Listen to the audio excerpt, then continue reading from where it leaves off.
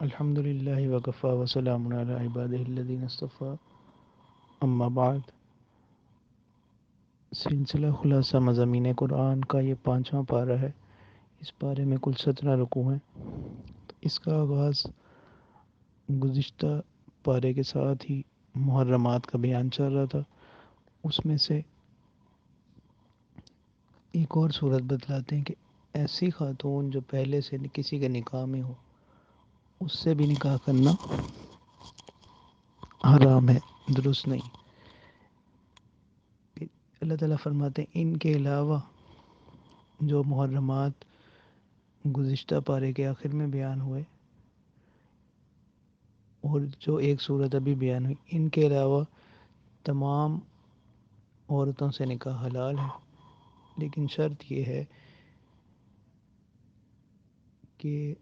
اس میں مقصود عفت و پاک دامنی حاصل کرنا ہو،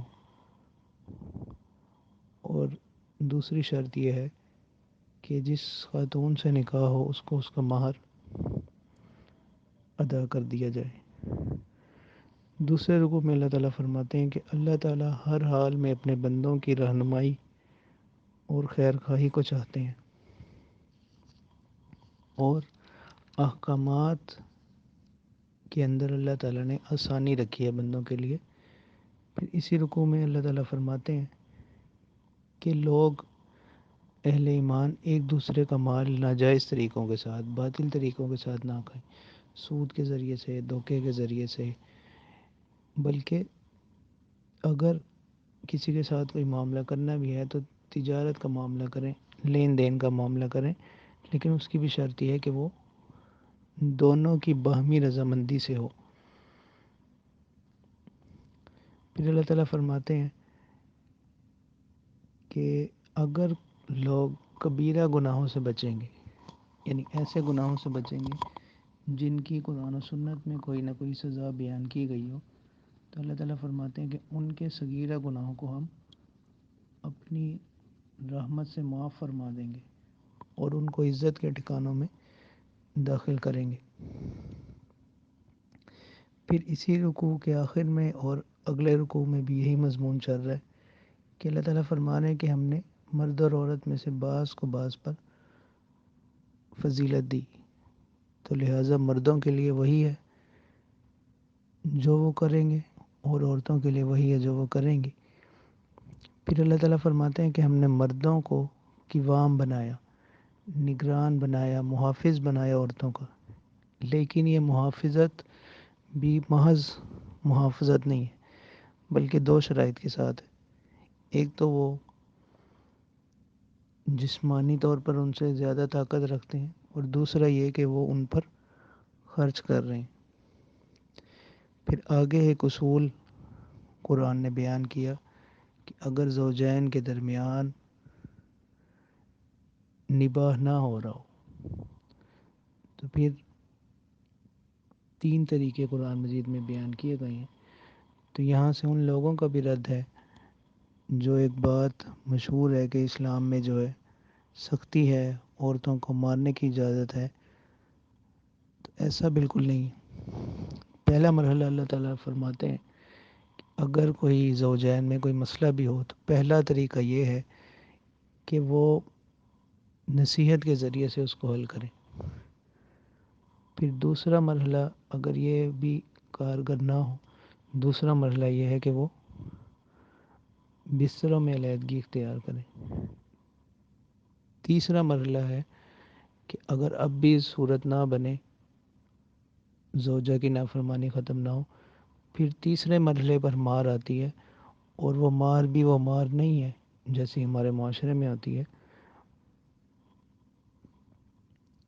تو اللہ تعالیٰ فرماتے ہیں اس کا اگلا حصہ لوگ چھوڑ دیتے ہیں یہ اعتراض کرتے ہوئے. تو اللہ تعالیٰ فرما رہے ہیں کہ اب اگر وہ تمہاری اطاعت کر لیں تو اب ان کے ساتھ کسی بھی طرح کا ظلم نہ کرو، اور اگر پھر بھی معاملہ حل نہ ہو رہا ہو تو پھر اللہ تعالیٰ فرماتے ہیں کہ دونوں کے خاندانوں میں سے ذمہ دار لوگ وہ ذمہ داری اٹھائیں، اور حتی الوسع کی کوشش یہی ہو کہ ان کے درمیان صلح ہو جائے. اسی رکوع میں اللہ تعالیٰ نے اپنی عبادت کا حکم دیا اور شرک سے منع کیا، اور بخل کی مذمت کو اللہ تعالیٰ بیان فرما رہے ہیں، اور اس چیز کو بیان فرما رہے ہیں کہ اللہ تعالیٰ کسی بھی بندے کے ساتھ ناانصافی نہیں کرتے، ذرا برابر بھی۔ اگر کوئی نیکی کرتا ہے تو اللہ تعالیٰ اس کو بڑھا چڑھا کر اس کا اجر دیتے، اور اگر کسی سے گناہ ہو رہا ہے تو اس کو اتنی ہی سزا ملتی ہے جس قدر اس کا گناہ ہو۔ چوتھے رکوع کے اندر اللہ نماز کے حوالے سے حکم دیا جا رہا ہے، تو یہ حرمت خمر سے متعلق تیسری آیت ہے کہ جب اس بات سے منع کیا گیا کہ نماز کے وقت میں شراب مت پیو، تو یہ تیسرا مرحلہ تھا جب شراب کی حرمت سے متعلق کوئی آیت نازل ہوئی۔ چوتھے مرحلے کی آیت جو ہے وہ 7ویں پارے میں آتی ہے، اس کے بعد سے مکمل طور پر اس کو حرام قرار دے دیا گیا۔ پھر اسی میں اللہ تعالیٰ نے اس چیز کو بیان کیا کہ اگر کوئی ایسی صورت پیش آ جائے کہ کوئی بیمار ہو یا سفر پر ہو اور اس کو وضو کی ضرورت پیش آ گئی، تو اس کو چاہیے کہ وہ پانی وہاں پر آس پاس دستیاب نہیں ہے تو وہ کیا کر لیں، تیمم کر لیں۔ تو ایک مرتبہ اپنے چہروں پر مسح کر لیں اور ایک مرتبہ اپنی بازوؤں پر۔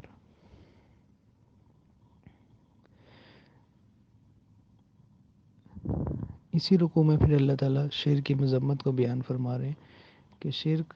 اتنا بڑا گناہ ہے کہ اللہ تعالیٰ اس کے علاوہ بندے کے تمام گناہوں کو معاف فرما دیں گے، لیکن شرک کو اللہ تعالیٰ معاف نہیں فرمائیں گے۔ 5ویں رکوع کے اندر اللہ تعالیٰ فرماتے ہیں کہ وہ لوگ جو اللہ تعالیٰ کی نافرمانیاں کر رہے ہیں یا بتوں کی پرستش میں لگے ہوئے ہیں، یہ لوگ کیا زیادہ ہدایت رکھتے ہیں اہل ایمان سے؟ پھر اللہ تعالیٰ فرماتے ہیں کہ یہی لوگ جو ہے وہ کیا ہیں، ملعون لوگ ہیں، اللہ تعالیٰ کی رحمت سے دور ہیں، اور اس کی ایک بڑی وجہ کہ یہ لوگ کیا کرتے ہیں، حسد کرتے ہیں۔ پھر اللہ تعالیٰ نے اہل ایمان کے اجر کو بیان کیا کہ جو لوگ ایمان لائیں گے اور نیک اعمال کریں گے، اللہ تعالیٰ ان کو ہمیشہ رہنے والے باغات میں داخل کریں گے۔ پھر اسی رکوع کے آخر میں امانت کی تاکید کی جا رہی ہے کہ لوگ امانتوں کو کیا کریں، ادا کریں۔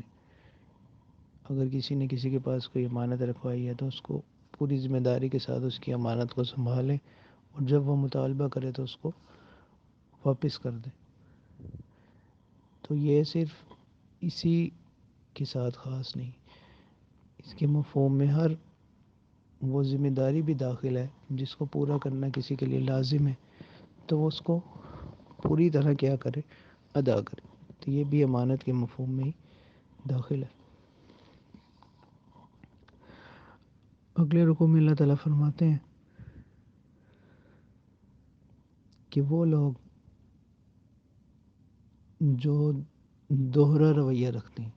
یعنی ایک طرف تو ان کا گمان یہ ہے کہ وہ آپ پر جو چیز اتاری گئی اس پر بھی ایمان لاتے ہیں اور آپ سے پہلے انبیاء پر، اور دوسری طرف وہ یہ بھی چاہتے ہیں کہ اپنے فیصلوں میں شیطان کو حاکم بنا لیں، ثالث بنا دیں۔ تو اللہ تعالیٰ فرماتے ہیں کہ یہ رویہ جو ہے یہ درست نہیں ہے۔ پھر خاص طور پر رسولوں کے حوالے سے اللہ تعالیٰ فرماتے ہیں کہ ہم نے جس بھی رسول کو بھیجا صرف اور صرف اسی لیے کہ اس کی اطاعت کی جائے، اور اسی اصول پر ہم نے آپ صلی اللہ علیہ وسلم کو بھیجا کہ لوگ ان کی اطاعت کریں۔ اسی ضمن میں اللہ تعالیٰ فرماتے ہیں کہ کوئی بھی شخص اس وقت تک اس کا ایمان کامل نہیں ہو سکتا جب تک کہ وہ اپنے معاملات میں آپ صلی اللہ علیہ وسلم کو کیا نہ بنا لیں، ثالث مقرر نہ کر لیں۔ اور صرف اتنا ہی نہیں، پھر جو بھی فیصلہ آپ صلی اللہ علیہ وسلم فرمائیں، اپنے دل میں اس فیصلے سے متعلق کوئی تنگی محسوس نہ کریں۔ آئندہ 7ویں رکوع میں اللہ تعالیٰ جہاد کے حوالے سے بیان فرما رہے ہیں کہ تیاری کے ساتھ نکلو۔ پھر اللہ تعالیٰ کفار کے رویے کو بیان فرما رہے ہیں،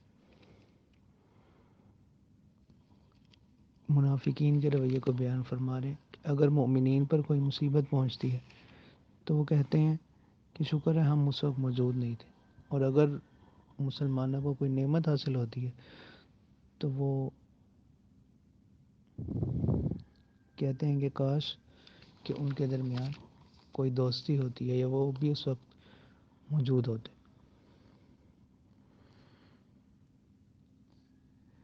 اگلے رکوع کے اندر اللہ تعالیٰ فرماتے ہیں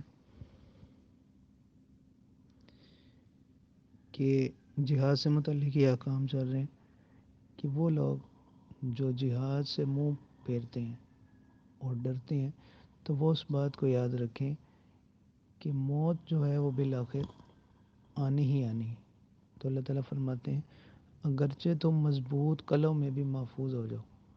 تو موت کا جو وقت مقرر ہے اس پر وہ موت آ کر رہے گی۔ تو لہٰذا اللہ تعالیٰ کے احکامات سے منہ موڑنا یہ اچھا نہیں ہے۔ اور پھر خیر اور شر کے حوالے سے اللہ نے اصول بیان کر دیا کہ جو بھی بھلائی انسان کو پہنچتی ہے وہ اللہ کی جانب سے، اور جو کوئی آزمائش یا مصیبت اس پر آتی ہے وہ اس کے اپنے اعمال کی وجہ سے ہوتی ہے۔ یہ بسا اوقات یہ ہوتا ہے کہ نیک لوگوں پر اللہ کی طرف سے آزمائشیں آتی ہیں تو وہ ظاہری طور پر تو آزمائشیں ہوتی ہیں، لیکن نتیجے کے اعتبار سے وہ ان کے حق میں بلندی درجات کا سبب بنتی ہیں۔ پھر اس میں بھی آگے چل کر رسول صلی اللہ علیہ وسلم کی اطاعت کا حکم دیا گیا، اور اللہ تعالیٰ نے رسول صلی اللہ علیہ وسلم کی اطاعت کو اپنی اطاعت قرار دیا ہے۔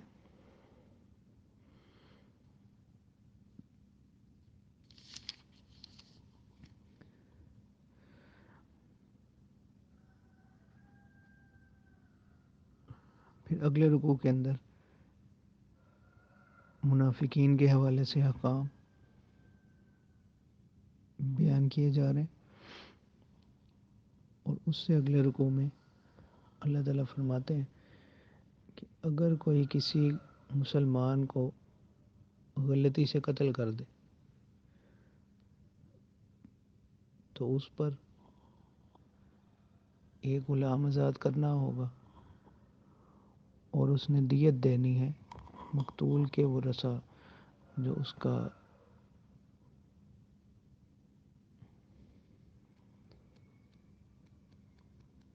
جو اس کے ورثاء ہوں گے ان کو وہ دیت دے گا۔ اور اگر کوئی جان بوجھ کر کسی کو قتل کر دیتا ہے، ارادتاً قتل کرتا ہے، تو یہ اتنا بڑا گناہ ہے کہ قتل خطا میں تو یہ تھا کہ اس کے خاندان پر دیت آتی تھی، لیکن اگر کوئی جان بوجھ کر کسی کو قتل کر دیتا ہے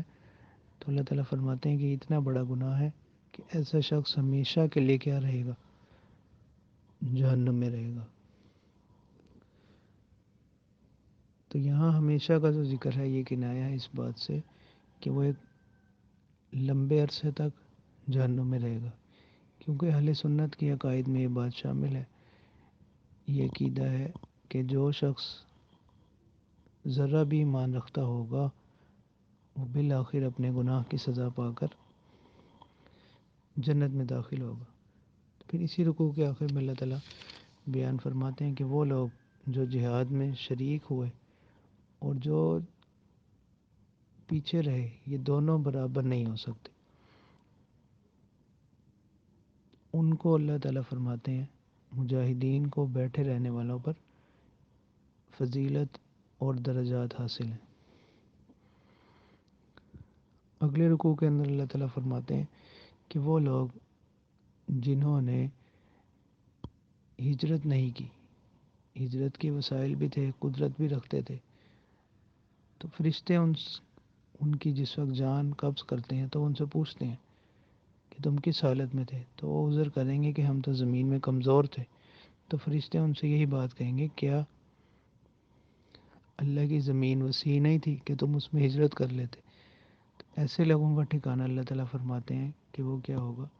جہنم ہے، اور وہ برا ٹھکانہ ہے۔ تو پہلے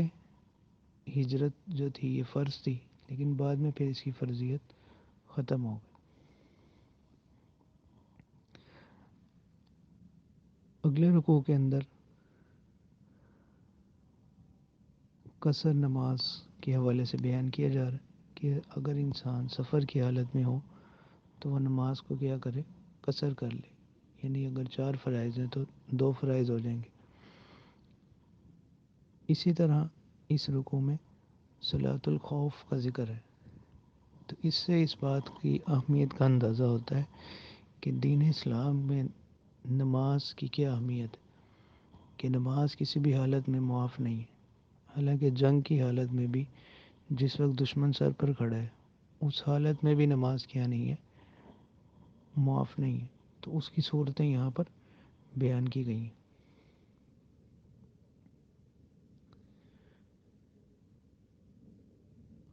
اگلے رکوع کے اندر اللہ تعالیٰ فرماتے ہیں کہ یہ جو کتاب قرآن مجید ہم نے پیغمبر صلی اللہ علیہ وسلم آپ پر نازل کیا، اس کے مقاصد میں سے ایک بڑا مقصد یہ ہے کہ آپ اس کی روشنی میں لوگوں کے درمیان کیا کریں، فیصلے کریں۔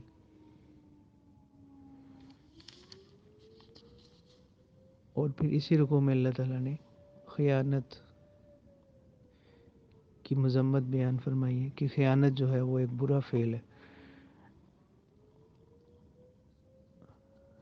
اگلے رکوع کے اندر اللہ تعالیٰ فرما رہے ہیں کہ اللہ کا خاص فضل ہے، اللہ کا خاص فضل ہوا، کرم ہوا مومنین پر، ورنہ ایک جماعت وہ اے پیغمبر آپ کو، یعنی منافقین، وہ مختلف طرح سے دھوکے دیتے رہتے تھے، یہ اپنی باتوں سے یہی ظاہر کرتے تھے کہ وہ اسلام کے خیر خواہ لوگ ہیں، تو اللہ تعالیٰ نے ان کا حال واضح فرما دیا۔ اور اسی رکوع میں کے آخر میں اللہ تعالیٰ فرماتے ہیں کہ ہدایت آ جانے کے بعد، یا جب کسی پر ہدایت کا راستہ واضح ہو جائے، تو اس کے بعد بھی اگر کوئی شخص رسول کی مخالفت کرتا ہے اور مسلمانوں کے اجماعی راستے کے علاوہ کوئی اور راستہ اختیار کرتا ہے، تو ایسے شخص کا ٹھکانہ جہنم ہوگا۔ اگلے رکوع کا آغاز شرک کے بیان سے ہے، جیسا کہ پہلے بھی ذکر ہوا کہ شرک کے حوالے سے اللہ تعالیٰ فرماتے ہیں کہ شرک ایسا گناہ ہے کہ اللہ تعالیٰ کے ہاں اس کی کوئی معافی نہیں۔ اسی کی مذمت میں اگلی آیات ہیں، کفر کی مذمت میں، شرک کی مذمت میں۔ پھر اس رکوع میں اللہ تعالیٰ فرماتے ہیں کہ وہ لوگ جو اہل ایمان ہو، مرد اور عورت، اور وہ کوئی نیک عمل کریں تو ایسے لوگ جنتوں میں داخل ہوں گے۔ اور پھر آخر میں اللہ تعالیٰ فرماتے ہیں کہ زمین و آسمان میں جو کچھ بھی ہے وہ اللہ ہی کا ہے، اللہ ہی کے لیے۔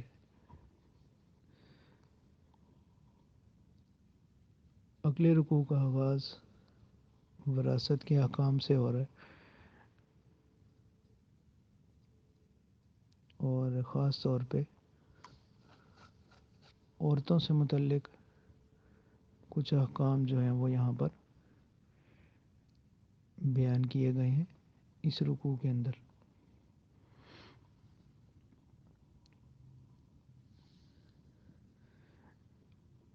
اور آخر میں وہی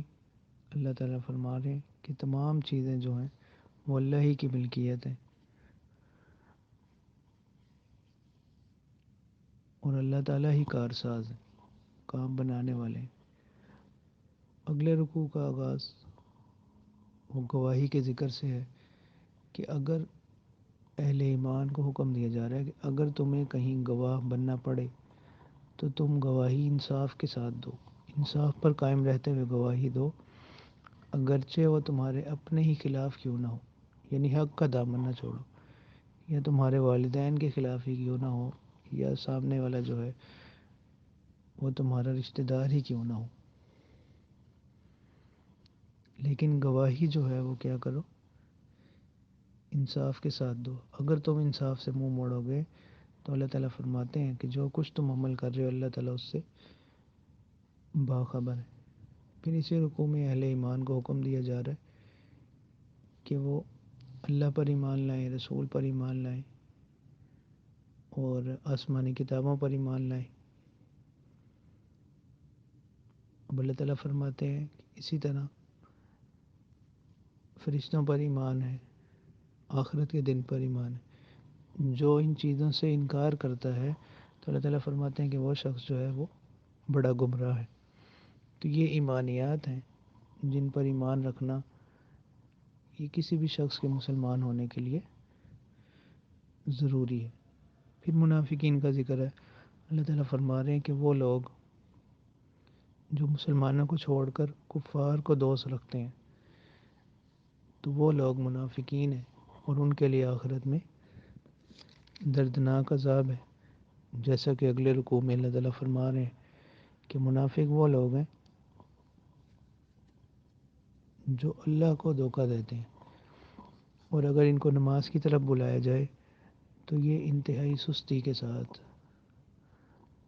آتے ہیں اور دکھلاوا کرتے ہیں، اور یہ ایمان اور کفر کے درمیانی حالت میں ہے، تذبذب کا شکار ہے، نہ تو پوری طرح مومنین کے ساتھ ہے اور نہ ہی پوری طرح کفار کے ساتھ۔ جیسے پہلے پارے میں بھی بیان کیا گیا کہ جب وہ مومنین کے ساتھ ہوتے ہیں تو کہتے ہیں کہ ہم آپ کے ساتھ، اور جب وہ اپنے کفار کے پاس جاتے تو کہتے تھے کہ ہم ان کے ساتھ ہیں۔ تو اللہ تعالیٰ فرمانے کہ یہ تذبذب کا شکار ہے، اور ان کا انجام کیا ہوگا اللہ تعالیٰ فرماتے ہیں کہ یہ جہنم کے انتہائی نچلے طبقے میں ہوں گے، اور وہاں پر کوئی ان کا مددگار نہیں ہوگا۔ ہاں وہ لوگ جو اللہ تعالیٰ فرماتے ہیں کہ کیا کر لیں، اپنے اس نفاق سے توبہ کر لیں، صحیح معنوں میں مسلمان بن جائیں اور اپنی حالت کو سنوار لیں، تو یہ لوگ انجام کے اعتبار سے مومنین کے ساتھ ہوں گے، اور مومنین کا اجر بڑا اجر ہوگا۔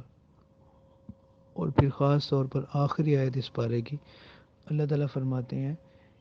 کہ عذاب جو ہے وہ انسان کے اپنے عمل کے ساتھ ہے، تو لہٰذا اگر کوئی ایمان والا ہے اور اللہ کی نعمتوں کا شکر کر رہا ہے، اللہ تعالیٰ کی نافرمانی نہیں کر، تو پھر اللہ تعالیٰ بھی اس کو عذاب نہیں دیں گے۔ تو یہاں تک بھی بحمدہ تعالیٰ 5ویں پارے کے جو مضامین تھے ان کا خلاصہ مکمل ہوا۔ وآخر دعوانا ان الحمد للہ رب العالمین۔